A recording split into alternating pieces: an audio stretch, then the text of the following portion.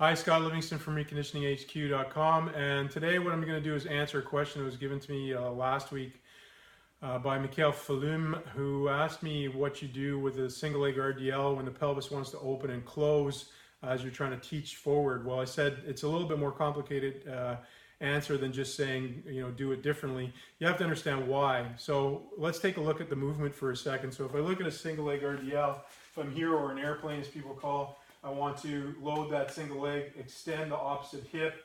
I want the pelvis to be square. I'm going to lean forward at the hip to a balanced position and then come back forward. So what's actually happening? Well, that's pelvic flexion, okay, and then pelvic extension, but it's also hip flexion, hip extension. So we need to have adequate amount of hip flexion in a pathway that's central, okay? So if my knee wants to come to my shoulder comfortably, and I can assess that lying down, but I can even assess it functionally as I stand, I bring this knee up to my chest, it's very comfortable. If I bring my left knee up to my chest, it wants to go more laterally.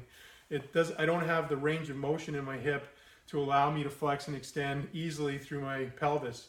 So what's going to happen to me naturally is as I flex, I'm going to open a little bit more naturally to the right hand side to clear that flexion. So we need to understand why that hip's not moving. That hip could be not moving because of a hardware dysfunction. I could actually have an anomaly in that hip that doesn't allow it to move through that flexion range of motion, or I could have some soft tissue, so a software oriented problem with my hip. In other words, the coordination or control, the stability of that hip is dysfunctional, and so therefore it becomes more rigid or restricted. If that's the case, or I just can't actually control the motion. If that's the case, then I have to sort of shorten it down or change the movement so that I can actually acquire the movement. So I can do two things. If it's software driven restriction, then I can soft tissue release it, use foam rolling, etc. to improve the availability of that range of motion and then pattern the motion. If it's coordination oriented, then I short check the movement. So simply have the person lock back and have them work to the point that they can control and then return. Work to the point that they can control and pattern and groove that motion. If I want to give some assistance, I can put a load behind me and actually have to pull myself through that pattern and return. And pull myself through that pattern and return, and then activate the muscles in front that have to coordinate and control that motion.